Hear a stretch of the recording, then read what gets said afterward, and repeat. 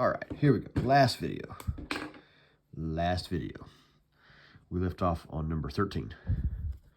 Okay, 13. It takes 64 gallons of water to produce 12 ounces of oatmeal. Can you figure out yet what the rate? Remember, we always start by writing a ratio. Remember that? What's the first ratio you're going to start off with? Exactly. Thank you. 64 gallons of water over 12 ounces of oatmeal. All right, so let's write that down. Here we go. 64, and that's ounces of oatmeal. I'm just going to leave it right there. Oatum. Over 12 ounces. No, sorry. This is water. Sorry. Been a long day. This is actually gallons. Don't make that mistake. Of water. All right, so this is water, okay? And then this, 12 ounces of oatmeal.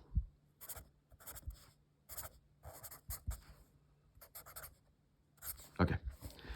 64 gallons of water to 12 ounces of oatmeal. Set up another ratio.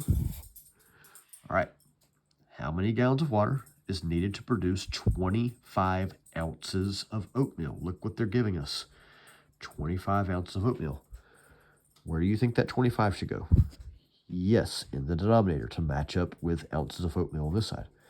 So we're going to have 25. Again, this is ounces of oatmeal. And this is what we're trying to figure out right here. All right, now, you can do one of two things. You can either cross multiply, like we've been doing, and solve for n, or you can figure out 12 times what gives me 25. Well, how would you know what that number is? 12 times what number gives us 25? Well, you would just take 25 and divide it by 12. Whatever your answer is with that, that's the number you're going to multiply by to get from 12 to 25. And you would just multiply by that number on the bottom and the top. I like to cross multiply. That's how I'm going to do it. 12 times n is 12n. Equals 64 times 25. All right, back over here to our calculator.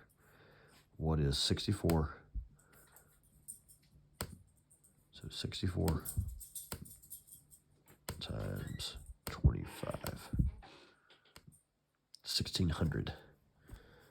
Okay, 1,600. Okay, what's the last step to get this n by itself? Yes, we need to divide both sides by 12.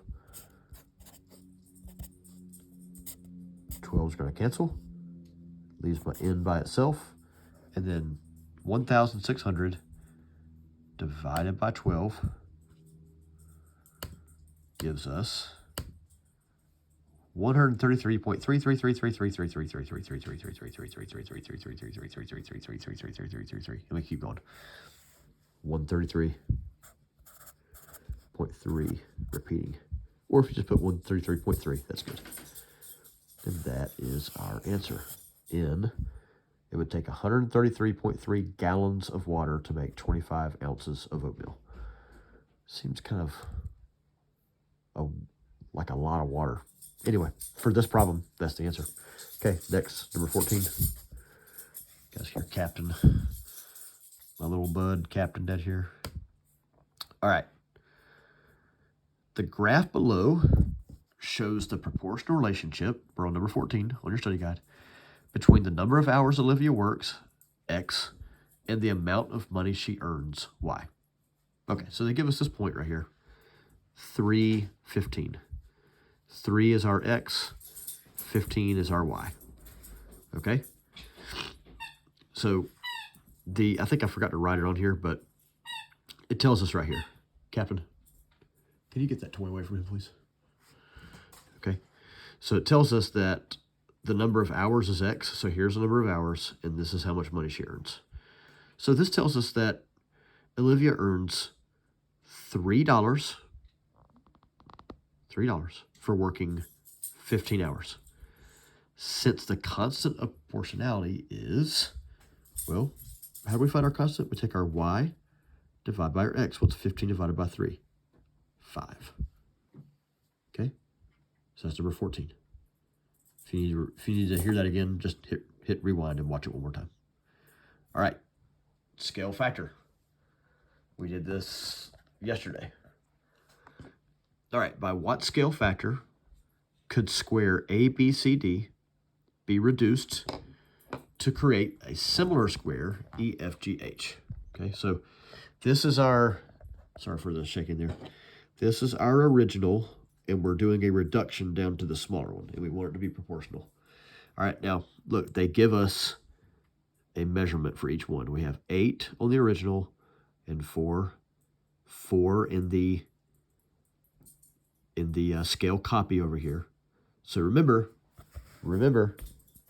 the formula that we follow for scale factor is we just take the new divided by the original. Okay, or you could say the scale copy. Same thing. Scale copy in the top, the new divided by the original. In this case, that's going to be 4 divided by 8, which reduces down to 1/2. So there's your scale factor. Okay, and then number 16. Go through this one real quick. Don't let all these fractions stress you out. Jerome cuts grass during the summertime. The table shows how many acres he has mowed over time. All right, so it took him 2 days to mow 2/5 of an acre, 5 days to mow 1 acre, and 8 3/4 days to mow 1 3/4 acres. How many days will it take Jerome to mow 4 3/4 acres? How many days? What do you think you need to do here? Okay, here's your y values, here's your x values, right? Okay, so if we can figure out what the constant of proportionality is, then we can use that constant and multiply it by 4 3/4. Okay, so if you do the math and you take 2 divided by 2/5, you get 5. 5 divided by 1, you get 5. 8 3/4 divided by 1 3/4, you get 5. So our constant of proportionality is going to be 5. So since we know what the constant is, that means that every single x value is going to be multiplied by 5 to give us our y value. So this is the x value that we're going to put in here. We could make like a little extension to this table, and we could put 4 3/4 right here. All right, so we're going to take 4 3/4. We already did number 15. We just kind of did that. We didn't really use the paper, so number 16. We're going to take 4 3/4 times 5. How do we do this?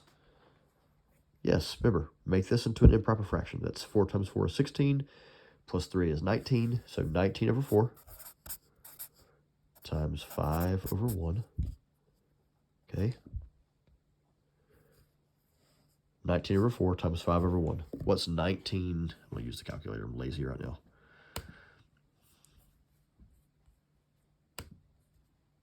19 times 5 gives us 95. So 19 times 5 gives me 95 divided by 4. Okay. 95 divided by 4. I'm going to divide that by 4. And that's going to give me 23.75. Or you could write it as 23 3/4. Either one of these is good. Okay, either one of these. Okay, so it would take him 23.75 days. Okay, hopefully these study videos help you, and I hope you all do a great job on the tests. Have a good weekend.